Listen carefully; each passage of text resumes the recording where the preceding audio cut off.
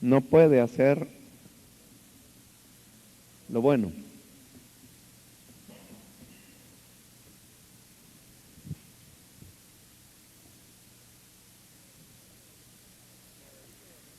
Como dije, hermanos, la semana pasada, estos 4 puntos es solamente como una manera de poder resumir el contenido de la doctrina. Pueden haber otros.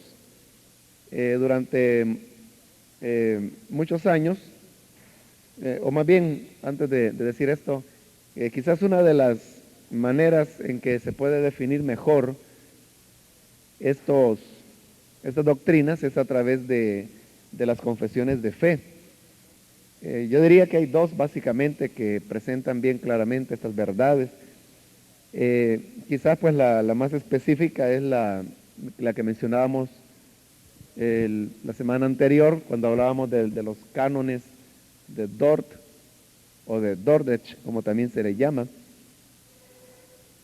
porque es una confesión que específicamente desarrolla lo que llamamos los 5 puntos del calvinismo.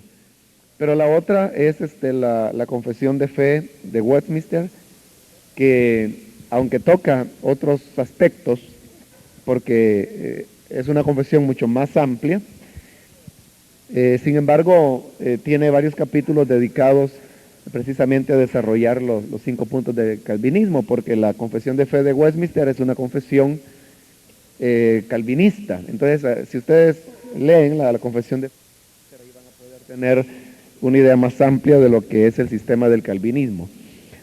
Ahora, durante varios años, hermanos, estas confesiones de fe no estaban en el país.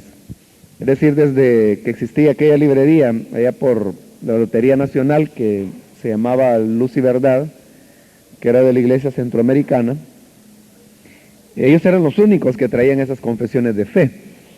Y digamos los que logramos comprarlas, estoy hablando ya de la década de los 70, son pues los que tuvimos esa confesión de fe y después de eso ya no había oportunidad de verla. Pero hace unos meses, quizás hace como 2 meses, lo más 3, no estoy seguro, pero me parece que es CLIE, que ha recopilado todas estas confesiones y las ha publicado en un librito no muy grueso, es muy sencillo porque las confesiones realmente son pequeñas, ¿no? Y si mal no recuerdo, el título del libro es Las confesiones de fe de la Iglesia. Ahí es donde se encuentra la confesión de fe o más bien los cánones, se llaman los cánones de Dort, y también hay otras confesiones de fe, la confesión de fe de los Países Bajos, y hay otras que en este momento no recuerdo, pero entonces menciono esto porque por años incluso muchos de ustedes me habían preguntado dónde conseguir esas confesiones, y yo les decía que en El Salvador pues yo sabía que no hay, que únicamente fuera del país, pero hoy, repito, no estoy seguro, pero me parece que es CLIE el que ha publicado ese libro. El título es Confesiones de Fe de la Iglesia, se llama. Y entonces una recopilación de estos documentos que es la oportunidad, creo yo, de que ustedes los puedan tener, porque después de esta, quién sabe, pues pudiera pasar lo mismo que anteriormente, otros 20 años sin que esos documentos lleguen al país de nuevo. Entonces yo les sugeriría que los compraran, porque ahí ustedes van a tener de una manera más extractada, o sea, más la esencia de la que son, en el caso pues de los cánones de Dort, lo que son los 5 puntos del calvinismo, y en el caso de las otras confesiones, de lo que es la esencia de la doctrina reformada, principalmente sobre diferentes aspectos de la vida cristiana. Bueno, pero esta forma de dividirlo en estos 4 puntos, como lo he mencionado, lo dije la vez pasada, fue solamente pues una idea como para poder sintetizar más claramente esta verdad, esta enseñanza de la depravación total, de la cual ya hemos aclarado varias cosas. Entonces hoy, la vez pasada hablamos de que el hombre siempre elegirá lo malo porque su naturaleza está caída, está muerta en pecado, y siempre su tendencia será a hacer lo malo. Vimos que es una tendencia desde la concepción misma, o desde que el niño nace comienza a hacer lo malo. Pero ahora vamos con el segundo punto, y es que el hombre no puede hacer lo bueno. Es decir, que no se trata, hermanos, solamente de una cuestión de elección, como parecería en el punto primero, que el hombre solo elige hacer lo malo.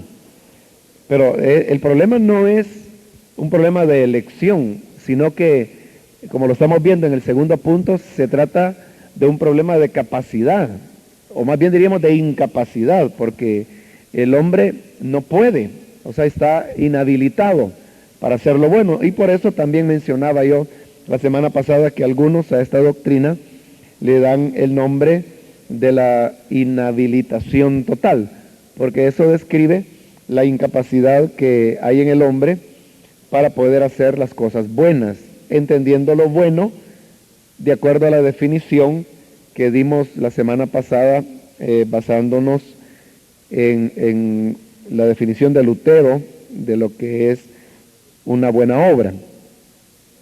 Bien, hay varios pasajes de la Biblia que nos mencionan acerca de esta incapacidad del hombre para hacer lo bueno. Creo que de los que voy a mencionar, la mayoría o tal vez todos están en el manual de doctrinas. Realmente, pues hace años que ese manual fue hecho y realmente yo también tengo años de no leerlo, entonces yo no recuerdo pues si están, pero de todas maneras los voy a mencionar. Si pues los tienen por partida doble, y si hay alguno nuevo pues es ganancia. Entonces en Mateo capítulo 7, los versículos 17 y 18 dice así: todo buen árbol da buenos frutos, pero el árbol malo da frutos malos. No puede el buen árbol dar malos frutos, ni el árbol malo dar frutos buenos. Bueno, ese es un ejemplo que creo que todos lo entendemos, pero el problema con el hombre es que es un mal árbol. Entonces, por ser un mal árbol, claramente dice el Señor que no puede el mal árbol dar frutos buenos. Entonces, como el hombre, su naturaleza es mala, entonces no puede hacer lo bueno. O sea, por naturaleza, el hombre no puede hacer lo bueno. Siempre que el hombre haga algo, estará manchado, por decirlo así, con la huella de la imperfección, del defecto. O sea, no hay nada, hermanos, por excelente que nosotros podamos hacer, a lo cual no se le puede imputar algo, ¿no? Incluso si uno se pone a revisar vidas como de Abraham, de Pedro, de Pablo, de Bernabé, o sea, de todos los hombres de Dios, si uno es muy crítico y comienza a buscar, uno va a encontrar defectos, cosas incorrectas que hubieron en la vida de estos grandes hombres de Dios. Pero es por eso, porque hasta lo más excelente que el hombre haga, siempre va a poder, o siempre llevará la huella, como digo, de la imperfección o del defecto, o que las cosas pudieron haber sido mejores. Entonces, claro, si uno se da la tarea de buscar qué es lo malo que cada persona tiene, lo encontrarán, ¿no? Porque esa es la naturaleza humana. Otro pasaje es en el Evangelio de Juan, capítulo 15. Dice los versículos 4 y 5, permaneced en mí y yo en vosotros. Como el pámpano no puede llevar fruto por sí mismo, si no permanece en la vid, así tampoco vosotros, si no permanecéis en mí. O sea, no puede llevar fruto. Yo soy la vid, vosotros los pámpanos, el que permanece en mí y yo en él, este lleva mucho fruto. Y repite, porque separados de mí, nada podéis hacer. Nada en el sentido que lo dijo el versículo anterior, de llevar frutos. O sea, sí, el hombre puede hacer muchas cosas, pero muchas cosas malas, ¿no?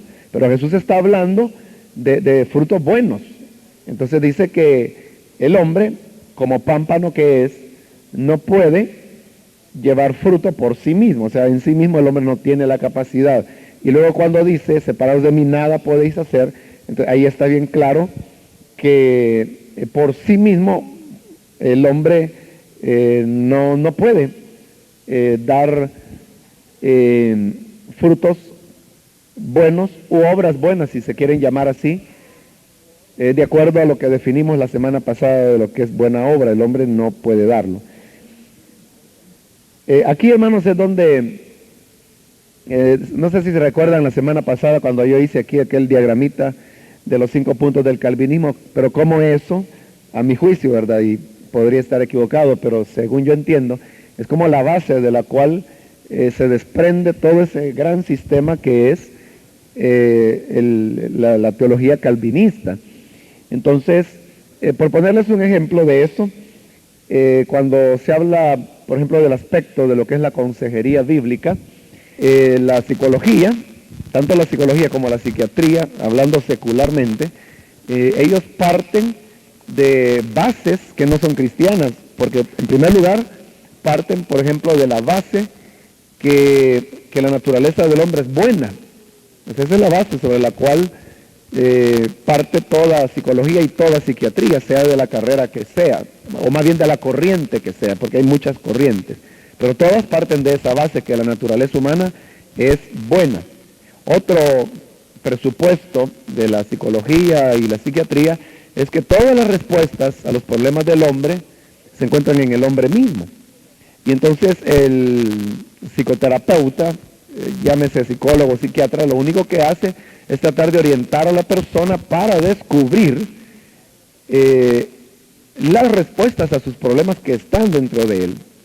Entonces ellos conciben al psicoterapeuta como alguien que ayuda a la persona a identificar las respuestas que hay en su interior. Hay otras bases de la psicología, por supuesto, que podría mencionar, pero como estas dos son quizá las fundamentales, ahí usted es donde puede notar, hermano, cómo en su esencia o en su fondo, más bien, porque no es una cuestión de forma, sino que de fondo, la psicología y la psiquiatría chocan con el cristianismo. O sea, no puede haber compatibilidad. A pesar que hay libros que se llaman, por ejemplo, psicología pastoral o psicología de la iglesia, psicología y cristianismo, pero ese es un matrimonio que no se puede dar porque es querer casar la luz con las tinieblas, porque están partiendo de bases muy diferentes. Claro que para un sistema arminiano no hay tal contradicción, porque ellos parten de la base que la naturaleza del hombre está dañada, pero que en sí no es mala. Pero como nuestra doctrina y el calvinismo enseña lo que estamos viendo, que el hombre no puede, o sea, en su naturaleza él no puede dar lo bueno, entonces resulta que es falso y es hasta contradictorio a la verdad bíblica el decir que la naturaleza del hombre es buena. Pero también resulta ser falso el hecho que las respuestas a los problemas de conducta humana estén en el hombre mismo, porque en el hombre no hay nada bueno, porque es un árbol malo, como lo hemos estado viendo, que no puede dar frutos buenos. Ahora, eso, por supuesto, que parece una cuestión muy teológica, sí, como muy mental, ¿verdad? Tiene sus implicaciones, y eso es lo que yo decía la vez pasada, que cualquier cosa que nosotros creamos, cuando uno ya las extiende y las aplica a cuestiones prácticas, ahí es donde vienen las grandes consecuencias. Y así es como, por ejemplo, ha surgido voy a llamarla nueva, aunque no es nueva, mejor voy a decir el renacer, digamos, de lo que es la consejería bíblica, que precisamente resurge por la obra de un hermano que es acérrimamente calvinista, ¿no? Como es Jay Adams, del cual hemos hablado en otras oportunidades, y que cuando lleguemos al curso de consejería bíblica, él va a ser uno de los textos fundamentales que vamos a utilizar. Pero Adams, por ejemplo, bueno, aparte de que su fuerte es esta área de la consejería, él es un erudito, por ejemplo, de los idiomas originales, tanto del hebreo como del griego, pero además de eso también es un teólogo calvinista. Entonces la cuestión es que como él tiene una base doctrinal calvinista, él viene y desarrolla todo un sistema, en este caso de consejería bíblica, de orientación y de corrección de disfunciones de conducta en los cristianos, que tiene como punto de partida las raíces calvinistas que él posee, ¿no? O sea, un trabajo que un arminiano no lo habría podido hacer y nadie lo ha hecho. Entonces, la gran ventaja es que como nosotros tenemos por lo menos estas bases del calvinismo, entonces nos es fácil el poder aplicar esos elementos que sí son ya situaciones prácticas que van a la vida diaria y al trabajo que diariamente nosotros tenemos que hacer con la iglesia, como es la cuestión de la consejería. Por eso digo, cualquiera podría pensar que estas son cosas muy teóricas y que qué tiene que ver esto con el ministerio, si yo lo que quiero es que las almas se salven.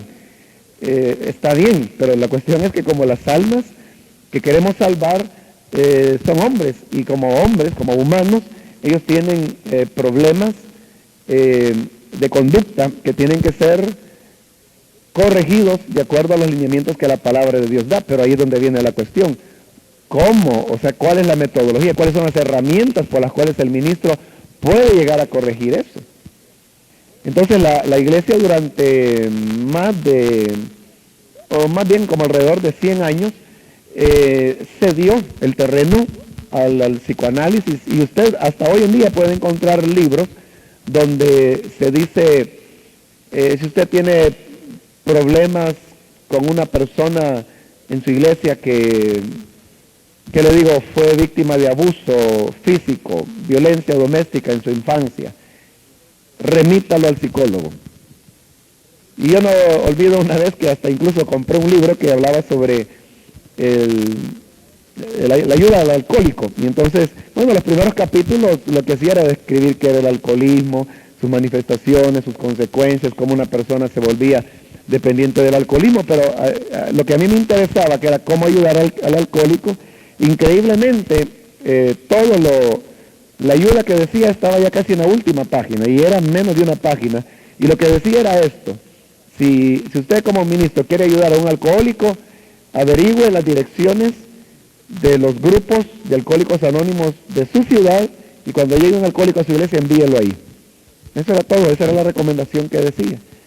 Entonces usted puede ver cómo cosas que parecen muy, muy teóricas, a la hora de aplicarlos o de sacar las consecuencias que eso tiene, viene a resultar que son decisivas para la labor que nosotros estamos haciendo.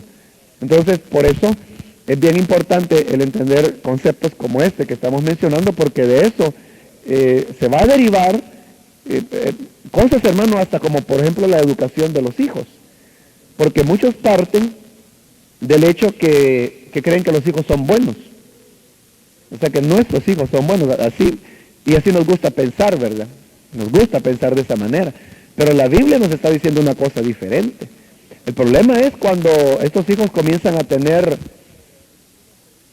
¿cómo le diría?, la posibilidad de expresar, porque voluntad propia siempre la han tenido. Tal vez lo que no han tenido es la capacidad de poder expresar esa voluntad propia que tienen, pero cuando comienzan a manifestarla, uno comienza a notar ahí rasgos de pecado, de desobediencia, de rebeldía, y entonces uno dice, bueno, ¿y qué está pasando con mi hijo? Si desde que nació, él nació en un hogar cristiano, lo llevamos a la iglesia, va a la escuela bíblica, pero la explicación es que hay una doctrina que nos está diciendo que no porque un niño nació en un hogar cristiano, este niño será bueno. Ese niño puede ser hijo de santos, pero nace siendo pecador.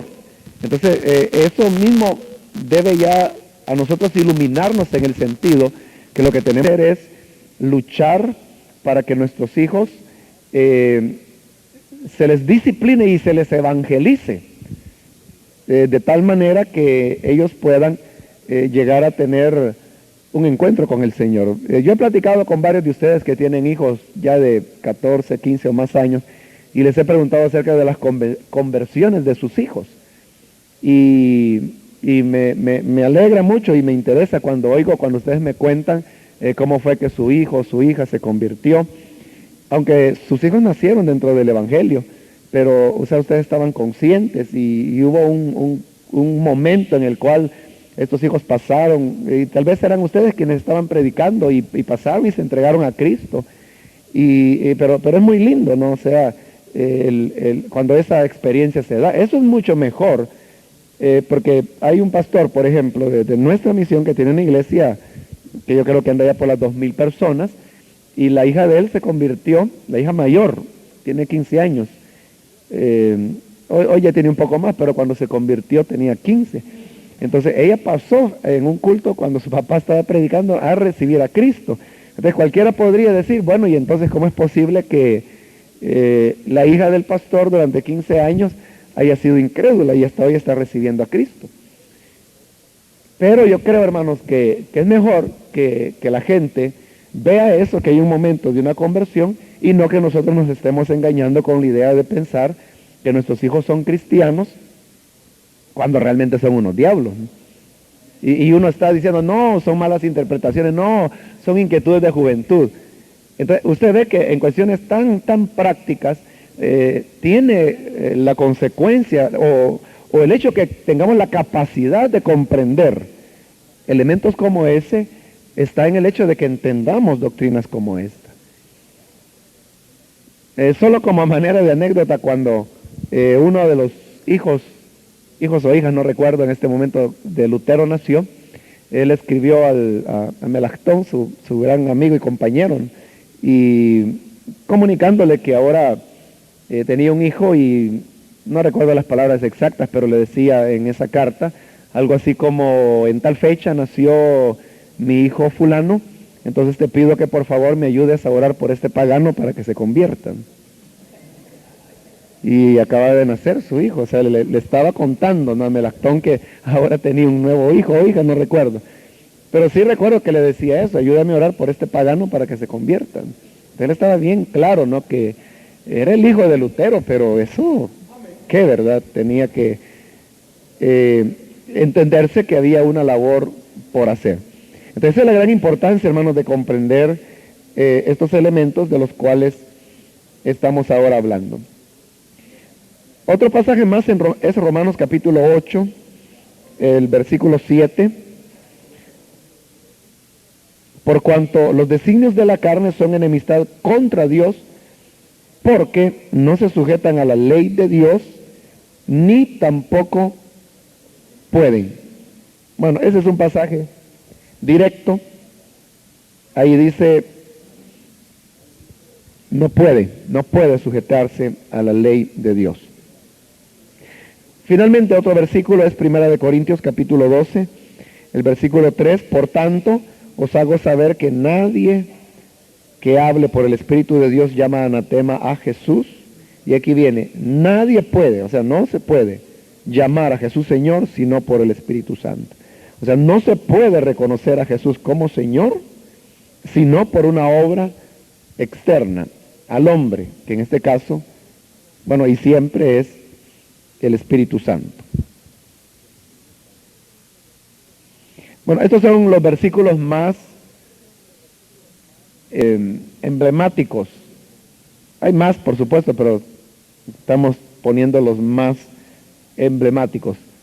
Bueno, el tercer punto es que el hombre no entiende.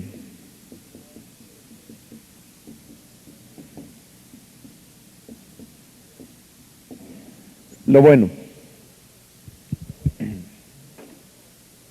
Entonces note cómo se va sumando al cuadro que estamos desarrollando. Porque primero vimos que es un problema de elección, en el punto 2 que es un problema de incapacidad, y ahora en el punto 3 veremos que es un problema de incomprensión, o sea, el hombre no puede comprender las cosas que son de Dios. En el Evangelio de Juan, capítulo 8,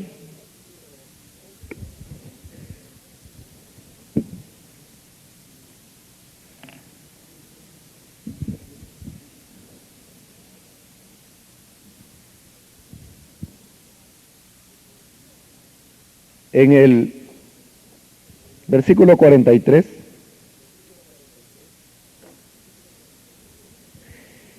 Jesús pregunta, ¿por qué no entendéis mi lenguaje? Porque no podéis escuchar mi palabra. Cuando Jesús ahí decía, ¿por qué no entendéis mi lenguaje? No era que Jesús estuviera hablando en un idioma extranjero y que por eso no le entendían. Jesús habló el arameo, que era el idioma que se hablaba en el común del pueblo. El arameo es una especie de hebreo bien deformado, ¿no? Es tan deformado pues que incluso se le considera una lengua diferente al hebreo. Entonces Jesús hablaba el lenguaje que toda la gente hablaba, pero él dice, no me entienden.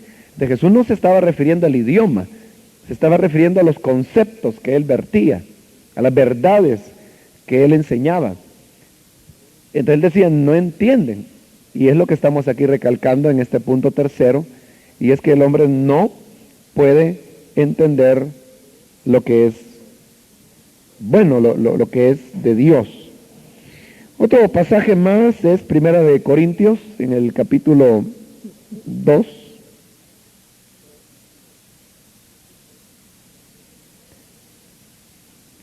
El versículo 14,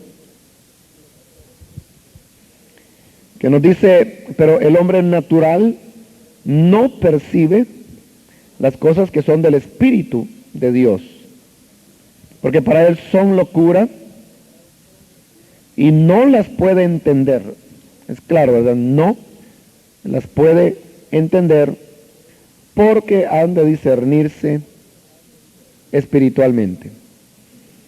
Bueno, ese es un pasaje donde de una forma directa se dice que el hombre no puede entender lo que es bueno. Y para completar el cuadro, en cuarto lugar podemos decir que el hombre no quiere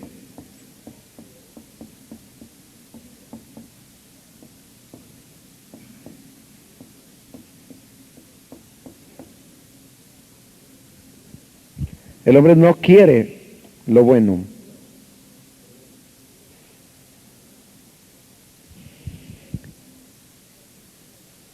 Entonces, tenemos que es un problema de elección, un problema de incapacidad, un problema de incomprensión, pero ahora vemos que también es un problema de voluntad. No solo es que el hombre no pueda hacer lo bueno, es que no quiere hacerlo. El hombre odia a Dios, odia al prójimo, odia todo lo que es bueno, y por eso es que el satanismo tiene, hermano, tanta seducción, principalmente sobre los jóvenes, porque el satanismo responde cabalmente a la naturaleza humana, porque es opuesta a las cosas buenas, y entonces eso es lo que gratifica al hombre. Entonces el hombre no quiere lo bueno. Veamos algunos pasajes donde la Biblia afirma estas cosas. En Ezequiel, el profeta Ezequiel, capítulo 3.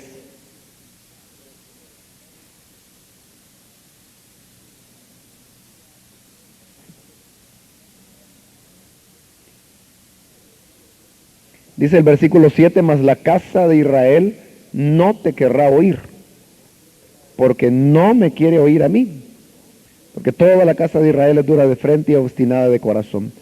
Es decir, a causa de la dureza de la naturaleza humana, Dios dice, no me quiere oír a mí. O sea, no es que no hayan tenido oportunidad de oír, no es que no entiendan, es que no quieren oírme, no quieren, es una cuestión de voluntad. En Mateo, capítulo 23,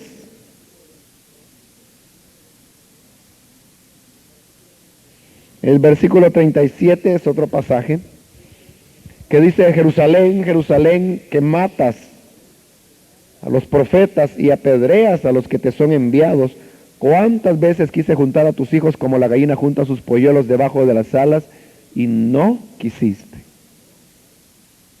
No quisiste. No fue que no entendieran, No fue que cometieran un error, no quisieron. En Lucas, capítulo 19, bueno, esta es una parábola, pero dice el versículo 14, sus conciudadanos, refiriéndose al hombre noble,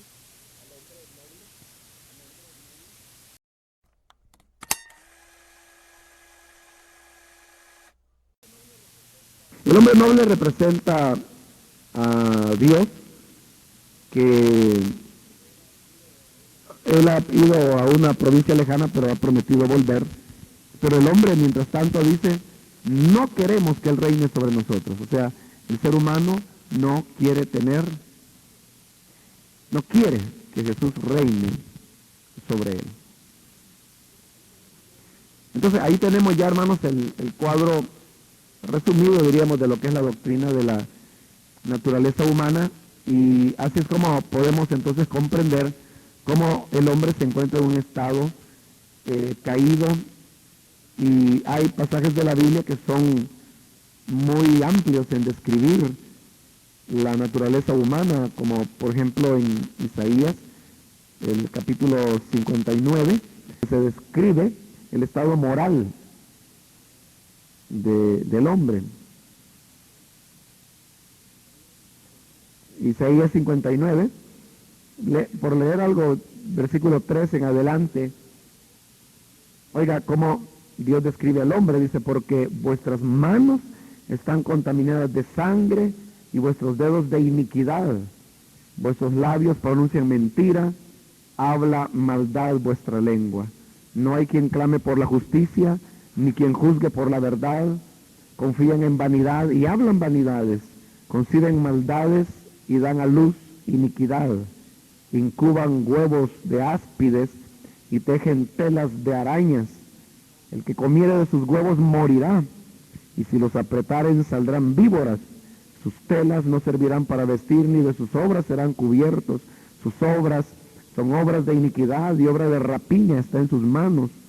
Sus pies corren al mal, se apresuran para derramar la sangre inocente. Sus pensamientos de iniquidad, destrucción y quebrantamiento hay en sus caminos. No conocieron camino de paz, ni hay justicia en sus caminos. Sus veredas son torcidas, cualquiera que por ellas fuere no conocerá paz. Por esto se alejó de nosotros la justicia y no nos alcanzó la rectitud. Esperamos luz y he aquí tinieblas, resplandores y andamos en oscuridad. Palpamos la pared como ciegos y andamos a tientas como sin ojos. Tropezamos a mediodía como de noche. Estamos en lugares oscuros como muertos. Gruñimos como osos todos nosotros y gemimos lastimeramente como palomas. Esperamos justicia y no la hay. Salvación y se alejó de nosotros, porque nuestras rebeliones se han multiplicado delante de ti y nuestros pecados han atestiguado contra nosotros, porque con nosotros están nuestras iniquidades y conocemos nuestros pecados.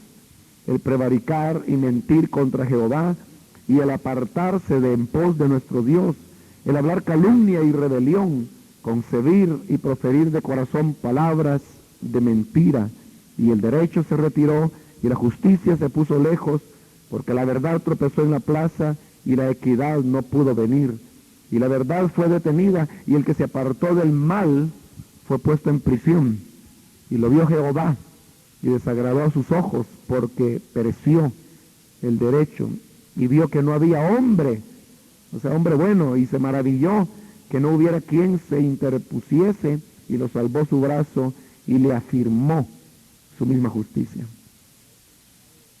Bueno, es un cuadro bien desolador de lo que es la naturaleza humana, pero es así como la Biblia presenta al hombre en su estado caído, y que esto es a lo que llamamos la depravación total.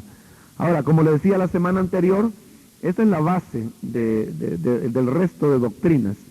Las otras 4 doctrinas que continúan es únicamente la consecuencia lógica de esto que hemos dicho.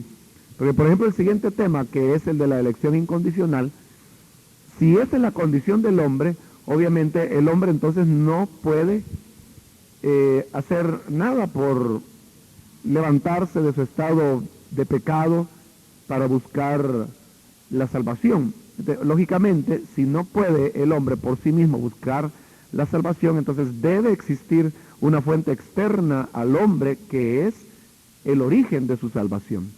Y esta fuente externa, lógicamente, es Dios, ¿no?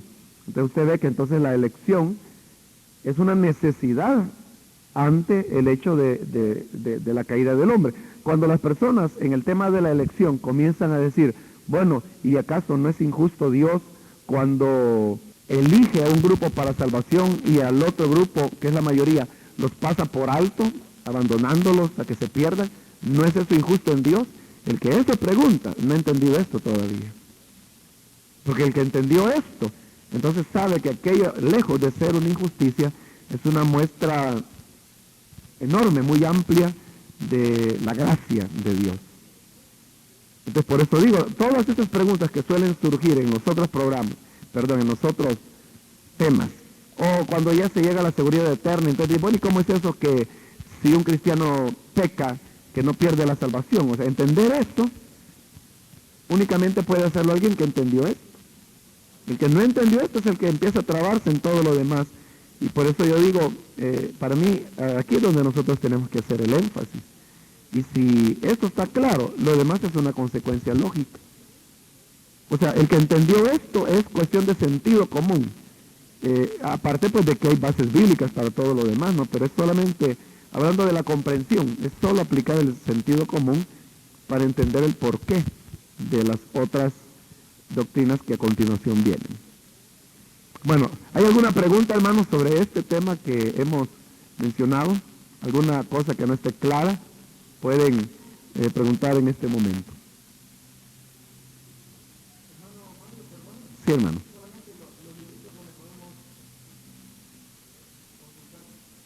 ¿Sobre esto? Ah, sí. Se llama Confesiones de la Iglesia. No estoy seguro, hermano, porque si no estoy mal es CLIE. Es un libro azul que en la portada tiene la fotografía del monumento a la Reforma que está en Ginebra, Suiza, ¿no? Confesiones de la Iglesia. Pero si gustan, para la próxima oportunidad les puedo traer, no tiene autor, ¿verdad? Porque es una recopilación de confesiones, pero yo les podría traer los datos exactos, pero creo que se llama Confesiones de la Iglesia y creo que es editorial CLIE. En la librería Bautista lo pueden encontrar, que es la que ella está distribuyendo a CLIE. Por lo menos ahí es donde yo lo vi. Sí, hermano.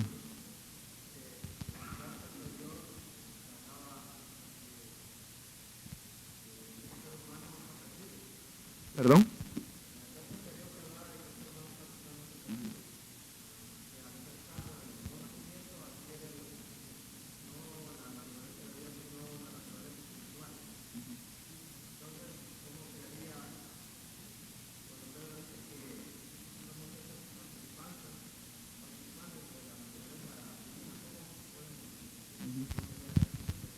Es lo mismo, hermano. Cuando Pedro habla de que tenemos la naturaleza divina, él está diciendo la naturaleza divina, pero no en el sentido que la tengamos en su plenitud, porque como decía la vez pasada, entonces nosotros seríamos dioses.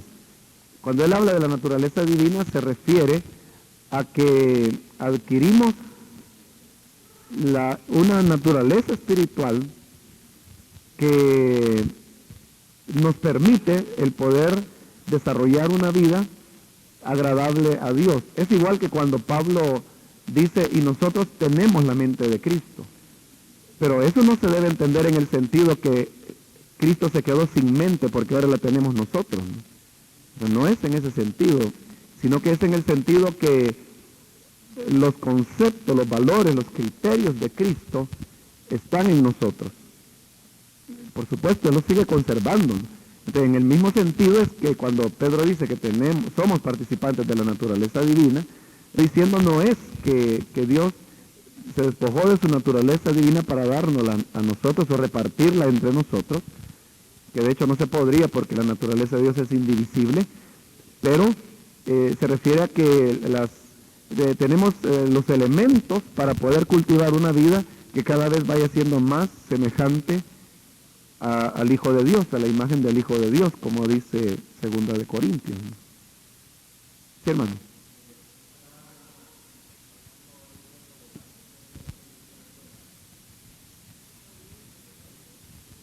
Podría interpretarse de esa manera, ¿no? En que somos participantes de la naturaleza divina. Porque el Espíritu Santo sí tiene la naturaleza divina, obviamente, y cuando el Espíritu viene a morar en nosotros, estamos participando desde ese punto de vista, ¿no? De que la naturaleza divina está morando en nosotros. Podría ser una forma de interpretar el pasaje. ¿Qué más?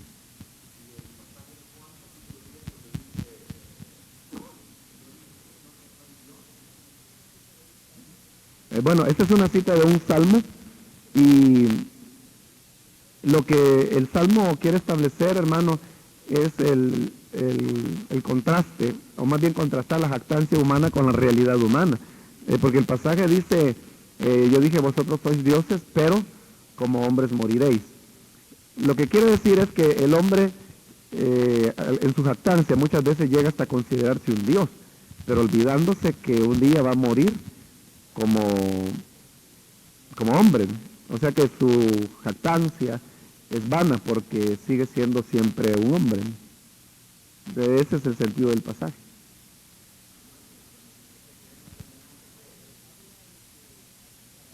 Habla de que vamos a llegar a ser como Adán. O sea, cuando Génesis dice que Dios creó al hombre a su imagen y semejanza, de esa semejanza es la que vamos a recobrar en la glorificación.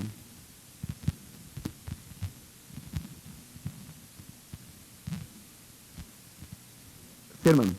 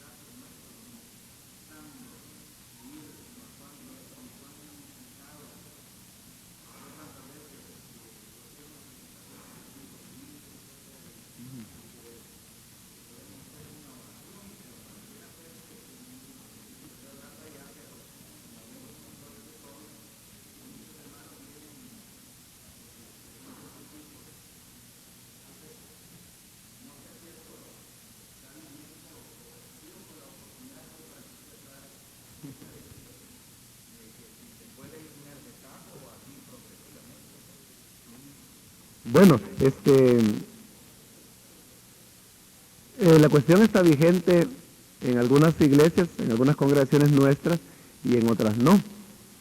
Eh, Obviamente no hay una base bíblica, ¿verdad?, para poder hacer presentaciones de niños. Usted lo ha dicho, pues esa era una costumbre de la ley y sabemos que no surte ningún efecto, ¿no? Y que lo importante es que los padres del niño o la niña puedan asumir sus responsabilidades como la Biblia lo establece, ¿no? En el caso mío, yo no lo hago, ¿no? Es decir que me refiero pues en Santa Ana, aquí tampoco pues no ha ocurrido, ¿no? Pero yo les decía a los hermanos, no, si es que no hay presentación, o sea, eso no existe en la Biblia. Lo importante es que ustedes cumplan sus responsabilidades como padres. Lo que puedo hacer es orar no por el niño, sino que por ustedes, ¿no? Para que como padres ustedes puedan educarlo dentro de los lineamientos que la palabra de Dios establece. Y ellos siempre aceptaban y yo oraba por ellos. Ahora, eso como fue hace muchos años, hoy la gente ya sabe pues que no hay presentaciones. Pero yo he notado que sobre todo en las iglesias de fuera de El Salvador, es donde más se hace, o sea, se continúa igual que como era aquí hace años, ¿no? Que hay el gran show y que pasan los padres y el pastor los toma y ora en un culto de presentación de niños, ¿no? Entonces, como que esa instrucción no llegó, no caló hasta allá.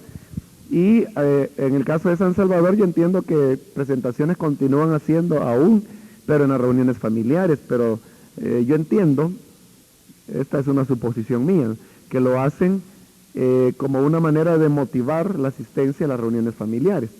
Que si nació un niño de una pareja, entonces dice, miren, el pastor va a orar por ellos tal sábado, entonces ese día llega más gente a la reunión familiar y claro, pues les predican, les enseñan, entonces, pero la idea es como ampliar el número de personas a las cuales se les va a presentar el Evangelio bajo la excusa que habrá una presentación de niños, ¿no? Entonces así es como las cosas están en la actualidad, ¿no?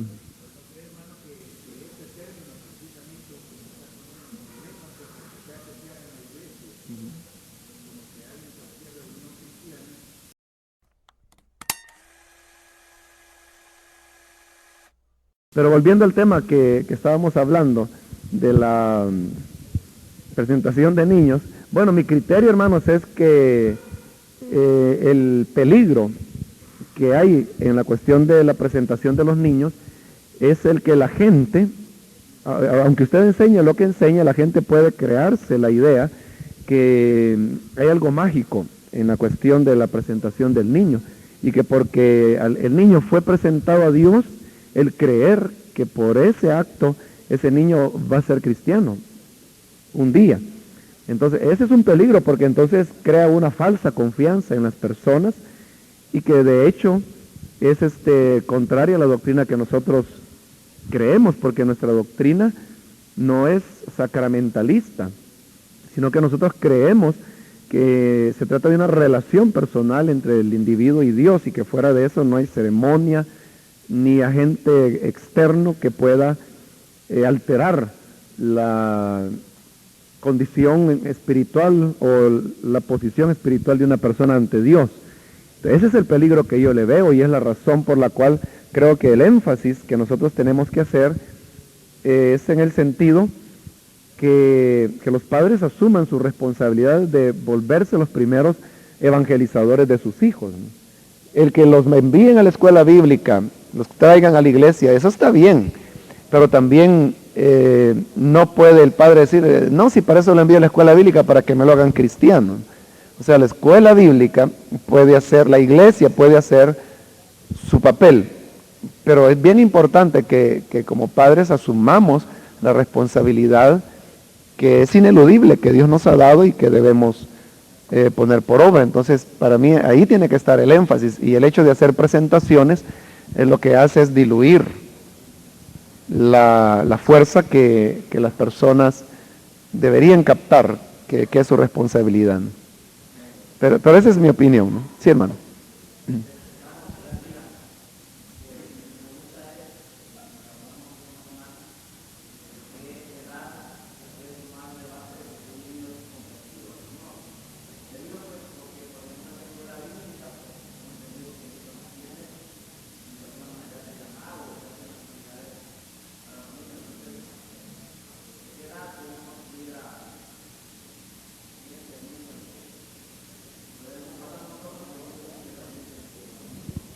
No hay edad, hermano, porque la conversión no depende de edades.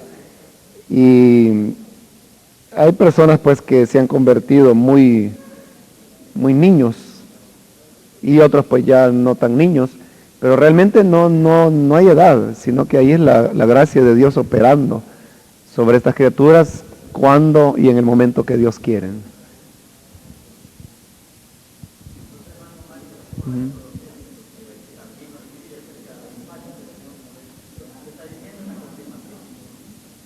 Lo que él escribe son los infantes.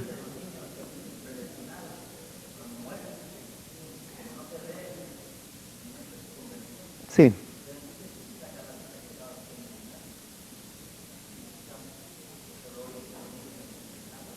Uh-huh. No, yo creo que cuando Dios elige a una persona, O sea, la elección incondicional, por eso se llama incondicional, porque no tiene nada que ver con edades o que si una persona es hijo de un fulano, de una mengana, es una elección libre de Dios. Y yo creo que la salvación no es algo, es un don total que Dios entrega a la persona y que no es que Dios salve a alguien a cambio de que esa persona se arrepienta, porque incluso el arrepentimiento y la fe sabemos que es un don que Dios da. Entonces, como es algo que Dios es el autor y consumador de la salvación, entonces Él puede otorgársela a quien Él quiera. Y por ejemplo, si Él se la quiere otorgar a un bebé de 6 meses de nacido, Dios puede otorgársela y nada impide que ese niño reciba el don de la fe, del arrepentimiento y del nuevo nacimiento a esa edad. Por supuesto, es lo que yo he dicho siempre, un niño de esa edad, él no puede expresar su fe a la manera en que un adulto lo hace, porque es un niño, ni siquiera puede hablar ni caminar a esa edad. Entonces, no puede uno juzgar.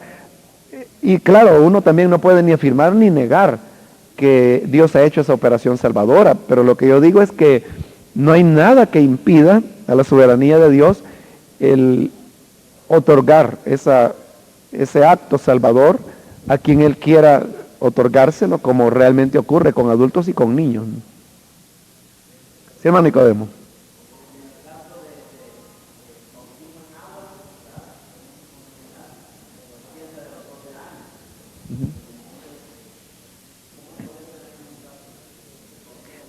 Bueno, en cuanto a los 12 años, quizás es una edad que no sé pues de dónde usted lo escuchó, pero la realidad es que también hay diversidad de criterios en cuanto a la edad, pero de nuevo, yo pienso que no es importante el número de años que una persona pueda tener, porque hay niños o niñas de 11 años que tienen una madurez que pareciera que tienen 20, ¿no?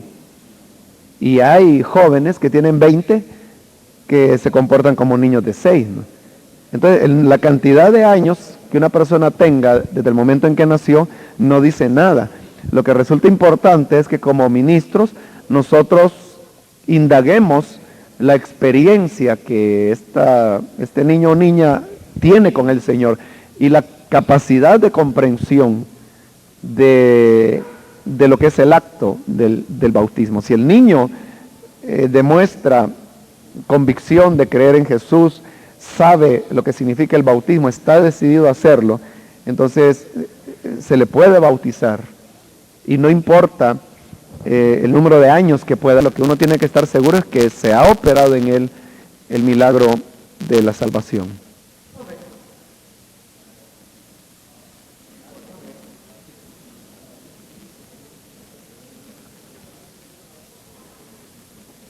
Bien, no hay ninguna otra pregunta, hermanos.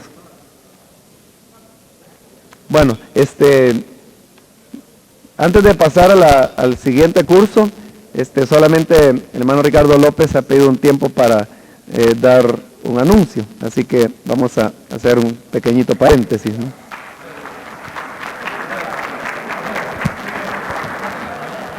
Gracias, hermano.